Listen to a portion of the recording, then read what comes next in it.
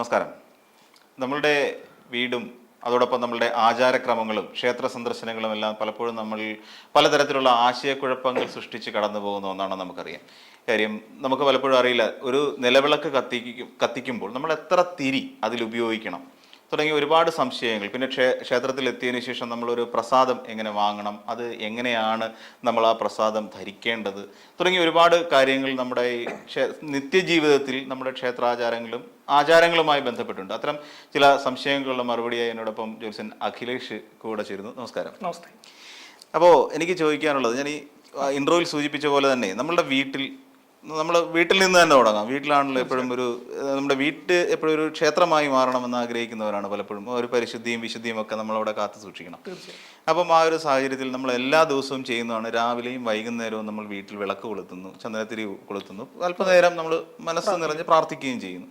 അപ്പം വീട്ടിൽ നമ്മൾ വിളക്ക് കൊളുത്തുമ്പോൾ നമ്മൾ ശ്രദ്ധിക്കേണ്ട കാര്യങ്ങൾ എന്തൊക്കെയാണ്? എത്ര തിരി അതിൽ ഉപയോഗിക്കാം? പ്രധാനമായും നിലവിളക്ക് കത്തിക്കുമ്പോൾ നമ്മൾ ശ്രദ്ധിക്കേണ്ടത്, നിലവിളക്കെന്ന പേരുണ്ടെങ്കിലും നിലത്ത് വെച്ച് കത്തിക്കാൻ പാടില്ല. ഒരു ഇലയിലോ ഒരു താലത്തിലോ ഒരു പീഠത്തിലോ വെച്ച് കത്തിക്കുന്നതായിരിക്കും ഏറ്റവും ഉത്തമം. അത് ശരി. അതിനുശേഷം നമ്മൾ നിലവിളക്ക് കത്തിക്കുമ്പോഴും 2, 5, 7 തിരികളാണ് ഉത്തമം എന്ന് പറയുന്നത്. ഉത്തമം. 1, 3, 4 തിരികൾ ഒരു കാരണവശാലും ഇട്ട് കത്തിക്കാൻ പാടില്ല. രാവിലെ നമ്മൾ വിളക്ക് കത്തിക്കുമ്പോൾ കിഴക്ക് തിരി ആദ്യം കത്തിക്കുകയും പടിഞ്ഞാറ് പ്രധാനമായി വൈകുന്നേരങ്ങളിൽ കത്തിക്കുകയാണ് ഉത്തമം എന്ന് പറയുന്നത്. അങ്ങനെയാണ് വിളക്ക് സാധാരണയായി കത്തിക്കേണ്ടത്, നിലവിളക്ക് തെളിയിക്കേണ്ടത്. ദീപത്തെ പറ്റി നമ്മുടെ ജ്യോതിഷത്തിൽ പറയുന്നത്, പ്രശ്നമാർഗത്തിൽ പറയുന്നത്, സർവേഷു കർമ്മേസ്വബി വിശേഷത പ്രസാദേനൈവ ദീപസ്യ ഭവിഷ്യൽ എന്നാണ് പറയുന്നത്. കാരണം എല്ലാ പ്രശ്നങ്ങൾക്കും എല്ലാതര കർമ്മങ്ങൾക്കും ദീപത്തിന്റെ പ്രകാശം കൊണ്ട് നമ്മൾ ഫലം പറയാറുണ്ട്. നമ്മളിപ്പം വിളക്ക് കത്തിക്കുമ്പോൾ നമ്മൾ വലതുവശം ചേർന്ന് പോവുക, സ്വർണ്ണ നിറത്തിലും വൈഡൂര്യമുള്ള നിറത്തിലും പോവുക, അതൊക്കെ നല്ല ശുഭലക്ഷണങ്ങൾ തന്നെയാണ്. എങ്കിൽ നമ്മൾ ദീപം തെളിക്കുമ്പോൾ ഇടതുവശം ചേർന്ന് പോവുക, നല്ല എണ്ണയും തിരിയുമായിട്ടും കത്തിക്കുമ്പോൾ വീണ്ടും അളഞ്ഞു പോവുക, നമ്മുടെ ചെറിയ ചെറിയ സൗണ്ടോട് കൂടി പോകുന്നതൊക്കെ അശുഭ ലക്ഷണങ്ങൾ തരുന്നതാണ്. അതുപോലെ തന്നെ നമ്മുടെ ദീപത്തിൽ തെളിയും ദീപം എന്ന് പറഞ്ഞ നിലവിളക്ക് എന്ന് പറഞ്ഞ നമ്മുടെ ഗ്രഹത്തെയാണ് സൂചിപ്പിക്കുന്നത്. അതിലെ എണ്ണ നമ്മുടെ ശരീരത്തെയും തിരി നമ്മുടെ ആയുസ്സിനെയും അതിലെ ജ്വാല നമ്മുടെ ആത്മാവിനെയും ഒക്കെയാണ് സൂചിപ്പിക്കുന്നത്. അപ്പൊ അതിന്റെ നൈർമല്യവും മാലിന്യവും നമ്മുടെ സുഖ ദുഃഖങ്ങളെയും കാണിക്കുന്നതാണ്. അപ്പൊ അത്രത്തോളം പ്രാധാന്യമുള്ളതാണ് ദീപം. അപ്പം നമ്മുടെ ശരീര ശുദ്ധിയോ മാനസിക ശുദ്ധിയോ എല്ലാം കൊണ്ടാണ് നമ്മൾ വിളക്കുകൾ കത്തിക്കുകയും വേണ്ടത്. കരിന്തിരി എരിയുന്ന ഒരു അവസ്ഥയൊക്കെ ഉണ്ടാവും. കരിന്തിരി എരിയായിരിക്കാൻ പ്രത്യേകം ശ്രദ്ധിക്കേണ്ടതാണ്. അപ്പൊ അത്രത്തോളം പ്രാധാന്യമുള്ള നിലവിളക്ക് തിരി എരിയുന്നൊക്കെ നമ്മുടെ ആത്മാവിന് തന്നെ, നമ്മുടെ ആയുസിന് തന്നെ ഒരു ഭംഗം വരികയാണ് കരിന്തിരി എന്ന് പറയുന്ന സാഹചര്യത്തിൽ. അപ്പൊ അതിന് സാഹചര്യം ഉണ്ടാവാതിരിക്കുക എന്നുള്ളതാണ്. നമ്മളെപ്പോഴും നിലവിളക്ക് കത്തിക്കും, രാവിലെയൊക്കെ നിലവിളക്ക് കത്തിക്കും, എപ്പോഴും ബ്രഹ്മമുഹൂർത്തം എന്ന് പറയും. ആ സമയത്ത് നിലവിളക്ക് കത്തിക്കണം ഏറ്റവും അത്യുത്തമം എന്ന് പറയുന്നത്. കാരണം നമ്മൾ 4:20 മുതൽ 5:20 വരെയുള്ള സമയമാണ് ബ്രഹ്മമുഹൂർത്തം എന്ന് പറയുന്നത്. ആ സമയത്ത് നിലവിളക്ക് കത്തിച്ച് നമ്മുടെ ആഗ്രഹങ്ങൾ പറഞ്ഞു കഴിഞ്ഞാൽ അതിൽ നമ്മുടെ ആഗ്രഹങ്ങൾക്ക് 10 മടങ്ങുള്ള ഫലം നൽകുമെന്നാണ് പറയുന്നത്. അപ്പൊ നമ്മൾ ആ ഒരു സമയത്ത് നിലവിളക്ക് കത്തിക്കാൻ ശ്രമിക്കുക എന്നുള്ളതാണ്. ഓക്കെ. ഇതൊരു പക്ഷെ പലർക്കും അറിയാൻ സാധ്യതയില്ലാത്ത ഒരു കാര്യമാണ്, എങ്ങനെയാണ് വിളക്ക് തെളിയിക്കേണ്ടത് എന്നുള്ള കാര്യം. അപ്പൊ അതിനുശേഷം നമ്മൾ ക്ഷേത്രത്തിലേക്ക് പോകുന്നു, ഒരു ക്ഷേത്ര സന്ദർശനം. എനിക്ക് തോന്നുന്നു ഇപ്പൊ ക്ഷേത്ര സന്ദർശനം നമ്മളുടെ സൗകര്യത്തിനനുസരിച്ചാണ്. മീൻസ് എനിക്കിപ്പം രാവിലെ ജോലിക്ക് പോകണം, അപ്പോൾ രാവിലെ തിരക്കിട്ട് വരുന്നു, അപ്പം രാവിലെ ക്ഷേത്ര സന്ദർശനത്തിന് സമയം കിട്ടാറില്ല. മിക്കപ്പോഴും ഞായറാഴ്ചകളിലോ അല്ലെങ്കിൽ അതുപോലെയുള്ള ഏതെങ്കിലും അവധി ദിവസങ്ങളിലോ ഇന്ന് അമ്പലത്തിൽ പോയേക്കാം എന്ന് കരുതിയിട്ടാണ് കുളിച്ച് പുതിയ വസ്ത്രമൊക്കെ ധരിച്ച് നമ്മൾ അമ്പലത്തിലേക്ക് പോകുന്നു. അപ്പം അതിനകത്ത് എന്തെങ്കിലും തെറ്റുണ്ടോ? മീൻസ് ക്ഷേത്ര സന്ദർശനം നടത്തുന്നത് നമുക്ക് അതിന് പ്രത്യേക സമയമുണ്ടോ, അല്ലെങ്കിൽ രാവിലെയോ വൈകുന്നേരമോ അങ്ങനെ എന്തെങ്കിലും സമയമോ ദിവസങ്ങളോ ഉണ്ടോ? ക്ഷേത്ര ദർശനം നടക്കുന്നത് പ്രത്യേകിച്ച് തെറ്റൊന്നും പറയാനില്ല. നമുക്ക് നമ്മുടെ സമയവും സന്ദർഭവും അനുസരിച്ച് പോകുന്നതിനകത്ത് വലിയ തെറ്റൊന്നും പറയാനില്ല. എങ്കിലും അംശപതി ആഗമനത്തിൽ പറയുന്നത് നമ്മുടെ ക്ഷേത്ര ദർശനം എന്ന് പറയുന്ന അതിരാവിലെയുള്ള ക്ഷേത്ര ദർശനങ്ങൾ നമ്മുടെ രോഗശമനത്തിനൊക്കെ നല്ലതാണ്. എന്നുവെച്ചാൽ നമ്മൾ നിർമ്മല്യം തൊഴുക, അതിരാവിലെ ഉള്ളത്. ഉച്ചയോടുകൂടിയുള്ള ക്ഷേത്ര ദർശനങ്ങൾ നമുക്ക് നമ്മുടെ സർവ്വ അഭീഷ്ടങ്ങൾക്കും നല്ലതാണ്. വൈകുന്നേരങ്ങളോട് കൂടിയുള്ള ക്ഷേത്ര ദർശനങ്ങൾ നമ്മൾ ചെയ്ത പാപങ്ങൾക്കൊക്കെ ഉള്ള ഒരു പരിഹാരം എന്നുള്ളത് നല്ലതാണ്. അത്താഴ പൂജയോടുകൂടി രാത്രിയുള്ള ദർശനം നമുക്കൊരു മോക്ഷത്തിനൊക്കെ വളരെ ഉത്തമമാണ്. എങ്കിലും നമ്മുടെ സമയവും സന്ദർഭവും അനുസരിച്ച് നമുക്ക് ഈ ഒരു, കാരണം രോഗശമനത്തിനൊക്കെ കൂടുതൽ നല്ലത് രാവിലെയുള്ള ദർശനങ്ങൾ തന്നെയാണ്. ദർശനം തന്നെയാണ്. നമ്മളിപ്പോ ഈ പാപകർമ്മങ്ങൾ എന്ന് പറയുമ്പോൾ കൂടുതൽ ആൾക്കാരെല്ലാം ഇനിയിപ്പോ വൈകിട്ട് സന്ദർശനങ്ങൾ തുടങ്ങാനുള്ള സാധ്യതകൾ കൂടുതലാണല്ലേ? അതെ അതെ, ഏറ്റവും കൂടുതൽ അമ്പലത്തിൽ തിരക്ക് കാണുന്ന വൈകുന്നേരം, അറിഞ്ഞോ അറിയാതെ ആണെങ്കിൽ പോലും കൃത്യമായ അവരുടെ പാപപരിഹാരത്തിനായി ഉത്തമം തന്നെയാണ് വൈകുന്നേരങ്ങളിൽ. തീർച്ചയായിട്ടും. പിന്നെ ഒരു കാര്യം, നമ്മൾ ക്ഷേത്ര സന്ദർശനം, നമ്മൾ നാലമ്പലത്തിനകത്തേക്ക് നമ്മൾ ഇതെല്ലാം ധരിച്ച്, അപ്പം അവിടെ ഇരിക്കുന്ന ദേവനാവട്ടെ ദേവിയാവട്ടെ ഏത് നമ്മുടെ വിശ്വാസത്തിനനുസരിച്ച്, അല്ലെങ്കിൽ നമ്മുടെ ഗ്രാമദേവത അങ്ങനെ തുടങ്ങിയ സങ്കല്പങ്ങളൊക്കെ ഉണ്ടല്ലോ. അപ്പോൾ അങ്ങനെ നമ്മൾ ആ ക്ഷേത്രത്തിൽ പോയിട്ട് നമ്മൾ പിന്നീട് ചെയ്യുന്നത് നമ്മൾ ദേവനെ പ്രദക്ഷിണമാണ്, പ്രാർത്ഥിക്കുന്നു, തൊഴുന്നതിന് ശേഷം നമ്മൾ പ്രദക്ഷിണം ചെയ്യുന്നു. ഇങ്ങനെ പലപ്പോഴും ശിവക്ഷേത്രത്തിൽ പലരും പറഞ്ഞിട്ടുണ്ട് അങ്ങനെ പ്രദക്ഷിണം ചെയ്യരുത്, ഇങ്ങനെ വേണം പ്രദക്ഷിണം ചെയ്യാൻ. ഇപ്പം നമ്മൾ നോക്കിക്കഴിഞ്ഞാൽ വടക്കുന്നാഥ ക്ഷേത്രത്തിൽ കയറുന്നതിന് തന്നെ ഒരു പ്രത്യേക രീതിയുണ്ട്. അപ്പോൾ ഇങ്ങനെ പ്രദക്ഷിണം ചെയ്യുന്നതിന് എന്തെങ്കിലും പ്രത്യേകതകൾ നമ്മൾ അനുവർത്തിക്കേണ്ടതുണ്ടോ? പ്രദക്ഷിണം എന്ന വാക്കിന്റെ അർത്ഥം തന്നെ പ്രകർഷണെ മോക്ഷദായകം രോഗനാശകം ക്ഷേമവർദ്ധകം എന്നാണ്. എന്നാൽ പ്രകർഷണം എന്ന് വെച്ചാൽ സർവഭയ നാശകം എന്നാണ്. ദ എന്നാൽ മോക്ഷദായകവും, ക്ഷി എന്നാൽ രോഗനാശകവും, നം എന്നാൽ ക്ഷേമവർദ്ധകം, ഐശ്വര്യപ്രദവുമാണ്. ആ ഒരു വാക്കിൽ തന്നെ ഉണ്ട് പ്രദക്ഷിണം എന്ന എന്താണ് നമ്മൾ ഉദ്ദേശിക്കുന്നത്. അപ്പൊ ഓരോ ക്ഷേത്രത്തിലും പ്രദക്ഷിണം ചെയ്യുന്ന ഓരോ രീതികൾ തന്നെയാണ്, ഓരോ ക്ഷേത്ര പ്രധാനമായിട്ടുള്ള ഓരോ രീതികൾ തന്നെയാണ്. പൊതുവെ നമുക്ക് 21 പ്രദക്ഷിണങ്ങളാണ് ഏറ്റവും ഉത്തമം എന്ന് പറയുന്നത്. ചിലർ 3 പ്രദക്ഷിണം വെക്കാറുണ്ട്. 21 പ്രദക്ഷിണം നടത്തണം, അതാണ് ഏറ്റവും ഉത്തമം. പൊതുവെ എല്ലാവരും 3 പ്രദക്ഷിണങ്ങൾ നടത്താറുണ്ട്. പ്രദക്ഷിണത്തെ അംശപതി ആഗമനത്തിൽ പറയുന്നത് ഏകം വിനായകെ കുര്യാൽ ദി സൂര്യോ ത്രീണി ശങ്കരേ ചതുർത്ഥ്യ ദേവസ്യ വിഷ്ണുജ സപ്തേശ്വത പ്രദക്ഷിണം എന്നാണ്. വിനായക ക്ഷേത്രങ്ങളിൽ 1, സൂര്യക്ഷേത്രങ്ങളിൽ 2, ശിവക്ഷേത്രങ്ങളിൽ 3, ദേവീ ക്ഷേത്രങ്ങളിലും വിഷ്ണു ക്ഷേത്രങ്ങളിലും 4, ശാസ്താവിങ്കൽ 5, സുബ്രഹ്മണ്യ സ്വാമി ക്ഷേത്രങ്ങളിൽ 6, 7 പ്രദക്ഷിണമാണ് ഉത്തമം എന്ന് പറയുന്നത്. എങ്കിലും 3 പ്രദക്ഷിണങ്ങൾ പ്രധാനമായിട്ടും കോമൺ ആയിട്ട് എല്ലാവരും ചെയ്യുന്ന ഒന്ന് തന്നെയാണ്. കാരണം 3 പ്രദക്ഷിണങ്ങൾ നല്ലത് തന്നെയാണ്.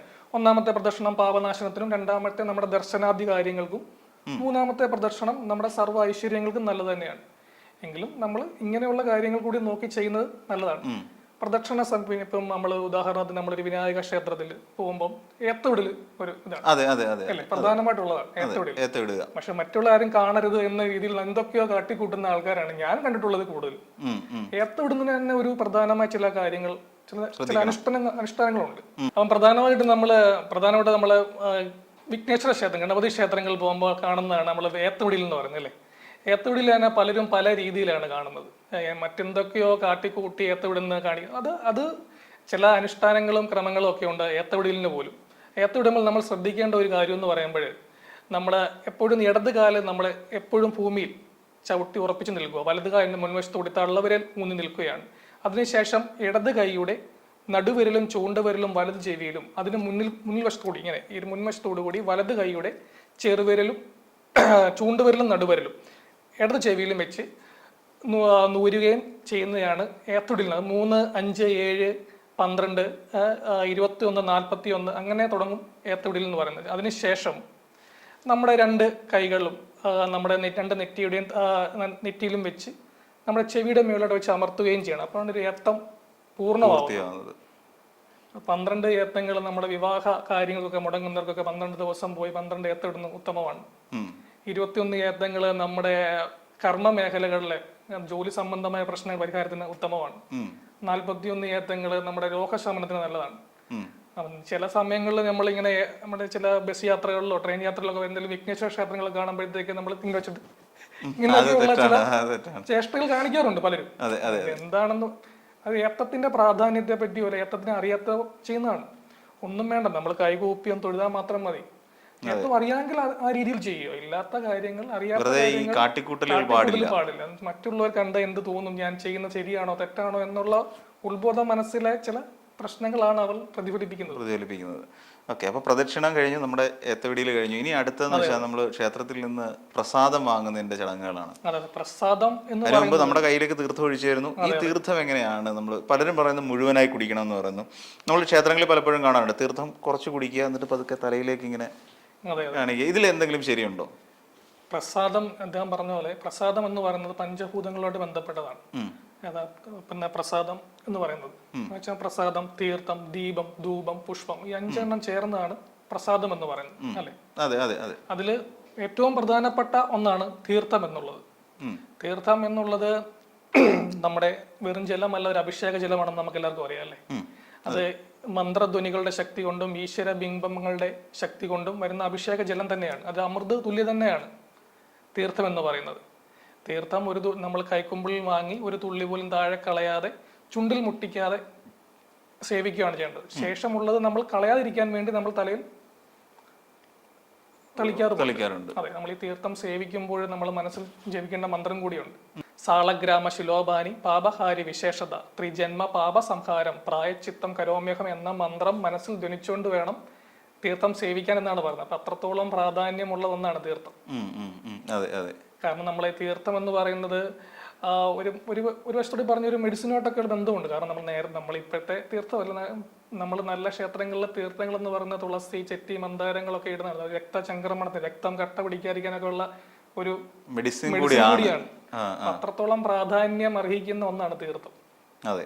അപ്പോൾ മറ്റൊരു കാര്യം, നമ്മൾ ക്ഷേത്രത്തിൽ പ്രാർത്ഥിക്കുന്ന സമയത്ത് പലപ്പോഴും പലരും ചെയ്യുന്ന കാര്യമാണ് നമ്മുടെ കഷ്ടതകളും കഷ്ടപ്പാടുകളും ഒക്കെ അവിടെ ദൈവസന്നിധിയിൽ ഇങ്ങനെ സമർപ്പിക്കുന്ന രീതി, പ്രാർത്ഥിച്ചുകൊണ്ട് ഇതൊക്കെ അങ്ങനെയൊക്കെ ചെയ്യുന്നത് ശരിയാണോ? ആ ഒരു പ്രാർത്ഥനാ രീതി അല്ല, നമ്മുടെ ഓരോരുത്തരുടെ ഓരോ രീതികളാണ്. എങ്കിലും നമ്മൾ ക്ഷേത്രത്തിൽ പോകുമ്പോൾ നമ്മൾ ഈശ്വര ഭക്തിക്ക് ഒന്നാം സ്ഥാനം തന്നെ കൊടുക്കണം.